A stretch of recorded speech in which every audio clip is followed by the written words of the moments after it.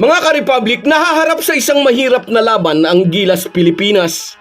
Hindi magiging madali para sa ating national team na basagin ang magkakasunod na talong nalasap natin sa kamay ng New Zealand.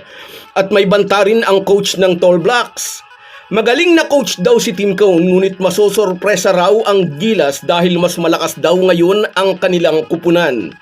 Dating player ni Ateneo coach Tab Baldwin ang bagong coach ng New Zealand basketball team.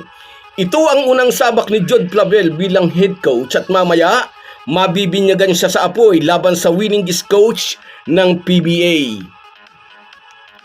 Pag-uusapan po natin yan, pero bago ang lahat ay maglalambing po ako sa inyo na isubscribe ninyo itong ating channel at kung di masyadong makakaabala ay i-like at paki-share na rin ninyo. Malaking bagay po yan sa aming mga vlogger. Maraming salamat. Mga ka-Republic, nanalo ang Gilas Pilipinas sa isang tune-up game laban sa Philippine Cup champion Meralco. At base sa obserbasyon ng Meralco coach, nasa magandang kondisyon ang national team sa pangunguna ni Justin Brownlee, Japit Aguilar at Kai Soto. Although medyo nag-i-struggle daw ang second unit, sinabi ni Luigi Trillo malaki ang chance ng Gilas na talunin ang kupunan ng New Zealand. Pero syempre, hindi nawawala ang mga talangkang toxic. Dahil coach ng Ginebra ang coach ng Gilas, dahil Ginebra import ang naturalized player ng ating national team, may kuda ang mga tukmol na hindi raw mananalo ang Gilas sa Tall Blacks. Ganyan ang takbo ng mga talangkang pag-iisip ng mga Ginebra haters. Hahataking pababa pati sariling mga kababayan dahil ganyan sila katoksik.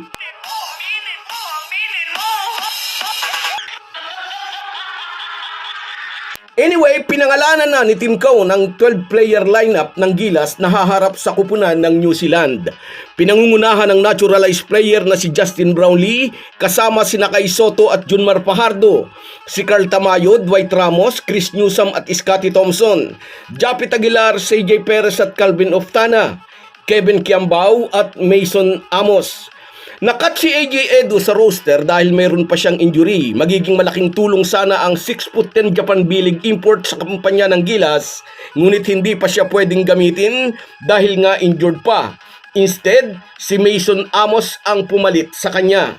Hindi rin nakasama si Ans Kwame dahil as per FIBA rule, isang naturalized player lang ang allowed sa bawat team. Pero idiniin ng Gilas mentor, si Ans Kwame ay mahalagang parte ng Gilas pool, just in case hindi po pwede si Justin Brownlee. Nakat din sa lineup ng Gilas si Jamie Maloso na nagre-recover pa rin sa kanyang calf injury. Kaya ang 6'9" na si Japit Aguilar ang isinama sa official lineup na isinumiti isang araw bago ang actual na laban. Nakipag-tune up game ang Gilas sa kupunan ng Philippine Cup champion Meralco. Nagwagi ang ating national team 96-82.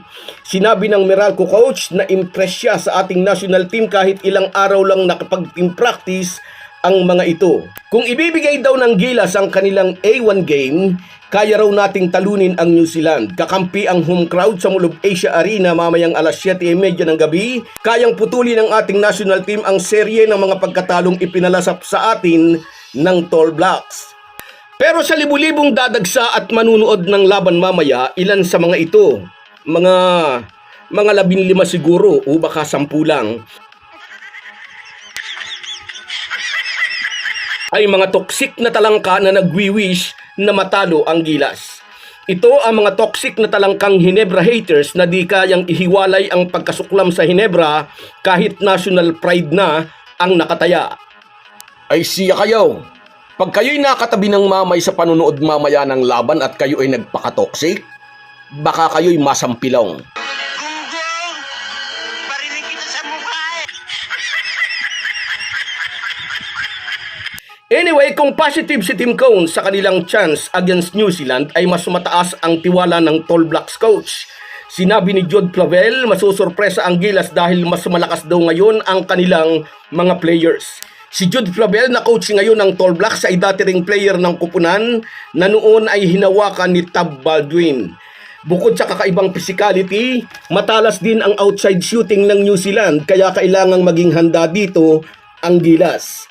Sa kasulukuyan ay may parihong record ang Gilas at ang Tall Blacks. Pareho silang walang talo sa Group B, 2-0.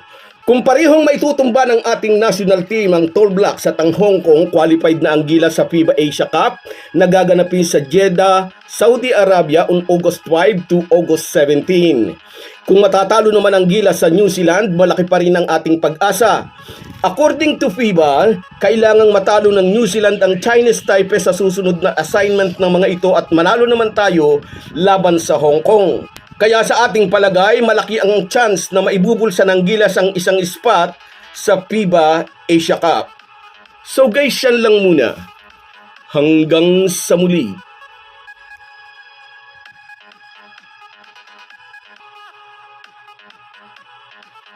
Kung wala po kayong mga viewers namin ay walang magtatagumpay na vlogger.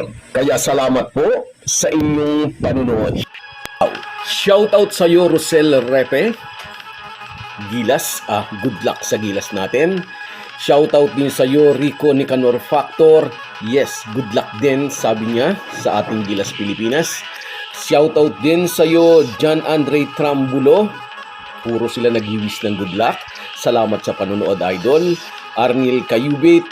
Yes, shoutout sa iyo, Idol. Salamat sa suporta. Sa iyo rin, shoutout Rodelio Arandia mula dyan sa Limay, Bataan. Shoutout sa iyo, Idol. Sa iyo rin, Norman Flores. Yes, sana makaganti tayo mamaya.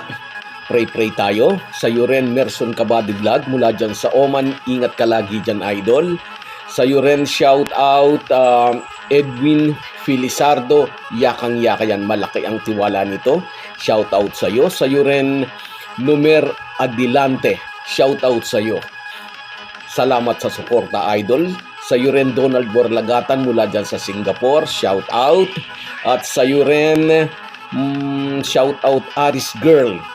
Yes, wag nang kunin itong si Damun. Yes, shout out din sa iyo, Nestor Castro. Shout out sa iyo, Idol. Salamat sa suporta. Sa iyo, Kabayo, at sa Arumin family mula dyan sa Nueva Ecija. At kay Larry Pangilinan. Salamat sa inyong lahat. Kahit gaano po tayo kabisi, ay huwag po nating kalimutan ang ating buhay espiritual. Lagi po tayong magpasalamat sa bawat araw na dagdag sa ating buhay. Malaki po ang maitutulong ng pananalangin araw-araw. Isang paalala po mula sa inyong Halo-Halo Sports Republic.